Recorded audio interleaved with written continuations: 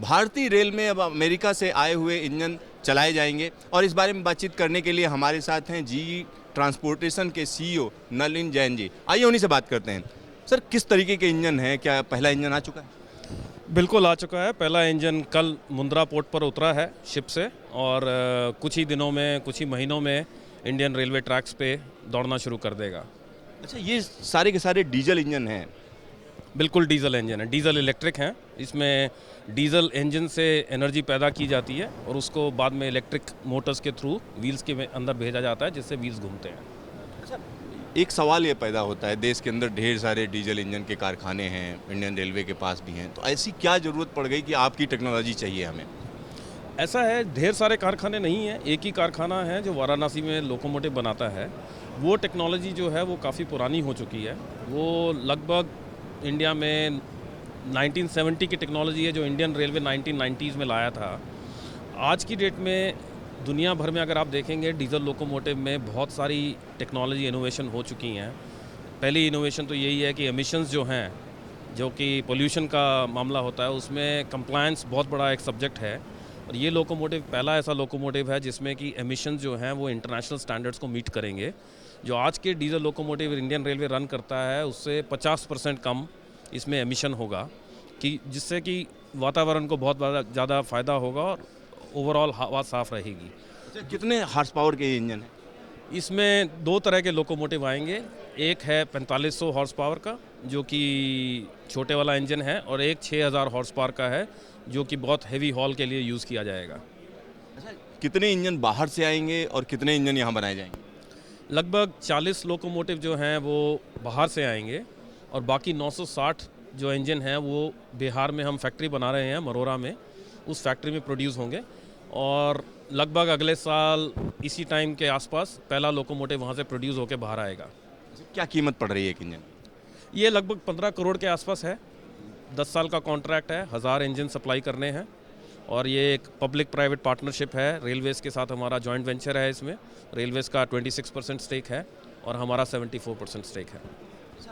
भारतीय रेलवे कह रही है कि पूरे के पूरे जो इंजन होंगे अब आने वाले टाइम में सारा सारा इलेक्ट्रिक पे जा रहे हैं। ऐसे में आप लोग डीजल इंजन बनाओगे तो कहीं अटपटा नहीं लग रहा? ये ज़रूरत है कितनी है इसकी? इसमें अटपटा की कोई बात नहीं है। दुनिया भर में सब जगह इलेक्ट्रिफिकेशन हो रहा है, क्योंकि इलेक्ट्रिफिकेशन के भी अपने फ़ायदे हैं। जब आप पैसेंजर ट्रेन चलाते हैं तो आपको स्पीड ज़्यादा ज़रूरी रहती है, और इलेक्ट्रिक लोकोमोटिव की या इलेक्ट्रिक ट्रेन की स्पीड ज़्यादा रहती है।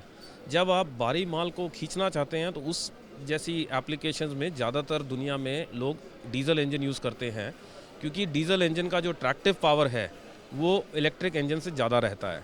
सेम हॉर्स पावर में आपको अगर एक 7,500 टन की ट्रेन खींचनी है तो 2 इलेक्ट्रिक इंजन लगेंगे, जो उसके बदले में सिर्फ एक डीजल इंजन से आप वही चीज़ खींच सकते हैं। तो इसलिए जो इलेक्ट्रिफिकेशन है वो अच्छी चीज़ है देश के लिए, वो भी एनवायरनमेंट को हेल्प करेगी, मॉडर्नाइजेशन में हेल्प करेगी। लेकिन साथ साथ 3-4 वजह से, पहला मैंने जैसे को बताया माल खींचने के लिए, दूसरा जो स्ट्रेटेजिक आपके बॉर्डर एरियाज़ हैं वहाँ पर आपको इलेक्ट्रिफिकेशन नुकसान कर सकती है, क्योंकि जब कोई वॉर टाइम सिचुएशन हो तो आपको ग्रिड बंद करना पड़ता है, ब्लैकआउट होता है, तो उस टाइम आपको डीजल लोकोमोटिव ही चलाने पड़ेंगे। तीसरी चीज़ जो है, कुछ देश के राज्य ऐसे हैं जैसे राजस्थान हो गया वेस्ट में, वहाँ पर इतना ज़्यादा इकोनॉमिक एक्टिविटी नहीं है कि आप इलेक्ट्रिक लाइन बनाकर उसको इकोनॉमिकली वायबल बना पाएँ। तो उन सब जगहों में आप दोबारा डीजल लोकोमोटिव चलाएंगे। तीसरा, जहाँ पर आपका ओवरऑल ग्रिड का रिस्क है, पावर फेलियर का रिस्क है या वायर टूटने का रिस्क है, उस तरह के रिस्क के लिए भी आपको बैकअप पावर के लिए डीजल लोकोमोटिव हमेशा चाहिएगा। तो जैसे चाइना है, दुनिया भर में सबसे ज़्यादा इलेक्ट्रिफिकेशन चाइना में हुआ है। चाइना में वो लोग 70% पे जाकर इलेक्ट्रिफिकेशन को रोक दिए हैं, बाकी 30% जो फ्लीट है वो डीजल से ही चलता है। उसी तरह का मेरे हिसाब से कुछ इंडिया में भी होने वाला है, जो कि अभी हम लोग बोल रहे हैं कि हम 100% करेंगे, लेकिन धीरे धीरे हमें समझ आ जाएगा कि 100% से काम नहीं चल सकता। कुछ डीजल लोकोमोटिव तो चाहिएंगे और कुछ में 1000 लोकोमोटिव इंडियन रेलवेज जैसे बड़ी रेलवेज के लिए कोई बड़ा नंबर नहीं है। जैन साहब, एक आखिरी सवाल की ओवरऑल इन्वेस्टमेंट कितना है, कितना इन्वेस्टमेंट आप लोग लेके आ रहे हो? दूसरी बात यह है कितने लोगों को रोज़गार मिलेगा? ऐसा है, जहाँ तक इन्वेस्टमेंट का सवाल है तो अगर आप सिर्फ फैक्ट्री, और हम 2 मेंटेनेंस शेड भी लगा रहे हैं, एक उत्तर प्रदेश में और एक गुजरात में, वो सब मिलाकर आप देखेंगे तो वो लगभग 1400-1500 करोड़ के बीच का इन्वेस्टमेंट है।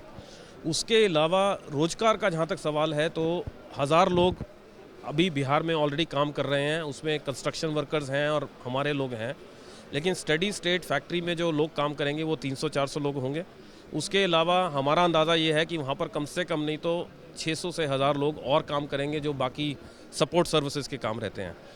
हमने इस लोकोमोटिव को 70% लोकलाइज कर दिया है। तो देर आर 60 सप्लायर्स हैं जो इंडियन सप्लायर्स हैं और 10 ग्लोबल कंपनीज़ हैं जिन्होंने फैक्ट्रीज यहाँ पर लगाई हैं, इन्वेस्टमेंट किया है। तो टोटल मिला के जी ने लगभग 7000 करोड़ के कॉन्ट्रैक्ट साइन किए हैं सप्लायर्स से। और वो सब सप्लायर्स के यहाँ पर हमारा अंदाज़ा है कि कम से कम नहीं तो 5-6 हज़ार लोगों का रोज़गार इस प्रोजेक्ट से बना रहेगा। तो ओवरऑल अगर आप देखें तो 6-7 हज़ार लोगों का मतलब व्यवसाय इससे प्रोजेक्ट से चलेगा। तो ये थे हमारे साथ जी ट्रांसपोर्टेशन के सीईओ जो बता रहे थे कि किस तरीके से डीजल इंजनों की ज़रूरत बनी रहेगी और साथ ही साथ अगर हम आने वाले दिनों में देखें तो तमाम लोगों को रोज़गार भी मिलेगा, ऐसा इनका कहना है। और जहाँ तक अगर भारतीय रेलवे की हम बात करें तो भारतीय रेलवे ये कह रही है पूरी तरीके से हम इलेक्ट्रिक पे चले जाएंगे। कैमरामैन रविकांत के साथ सिद्धार्थ, दिल्ली, आज तक।